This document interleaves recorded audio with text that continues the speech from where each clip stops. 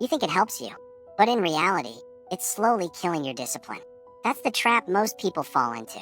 They think certain habits are harmless, maybe even productive. But those very habits are the reason they can't stay consistent, can't build momentum, and can't reach their potential. Discipline isn't destroyed in one big blow. It's chipped away, quietly, silently, little by the things you do every single day. And the worst part? You don't even notice it happening. This matters because discipline is the foundation of everything. Your fitness, your career, your relationships, your mental health. Without discipline, you drift. You fall back to comfort. You stop growing. And that's why you need to recognize the hidden habits that look like they're helping, but are actually holding you back. Let's break it down. The first silent killer, overplanning instead of acting. It feels productive to make lists, create schedules, or watch endless videos about self-improvement. You convince yourself you're making progress. But here's the truth. Planning is safe. Action is scary. And the more time you spend preparing, the less energy you have left for actually doing the work. Think about the person who spends 2 hours designing the perfect workout plan, but never sets foot in the gym.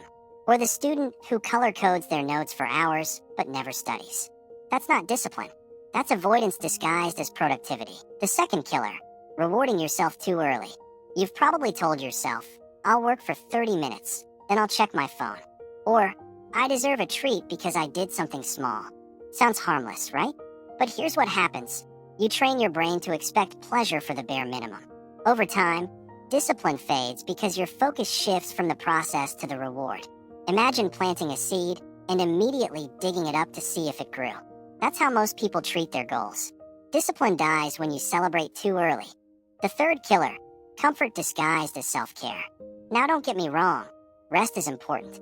But there's a difference between recovery and escape. Too many people use self-care as an excuse to binge-watch shows, scroll for hours, or avoid hard tasks.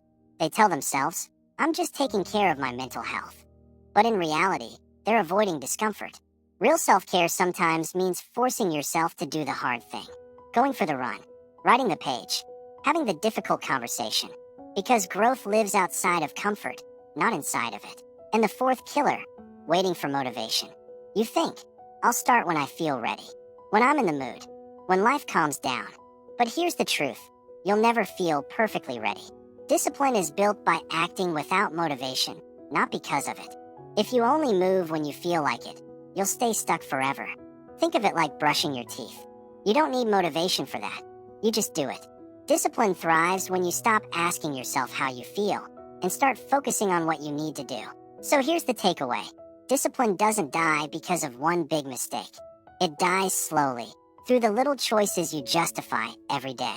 Overplanning, rewarding yourself too soon, confusing comfort for care, waiting for motivation. Each one feels small, even harmless. But stacked together, they destroy your ability to stay consistent. Steep hill with hopeful effort. If you want to build real discipline, stop asking, what feels good right now? And start asking, what moves me forward? The answer won't always be comfortable, but it will always be worth it. Now I want you to think, which of these hidden habits is stealing your discipline right now? Be honest with yourself. Drop it in the comments. I want to see where you're at. And if this video hit you, give it a like, subscribe for more, and share it with someone who needs the reminder. Because the truth is simple. What you think is helping you might be the very thing holding you back. And the moment you cut it out, that's when real discipline begins.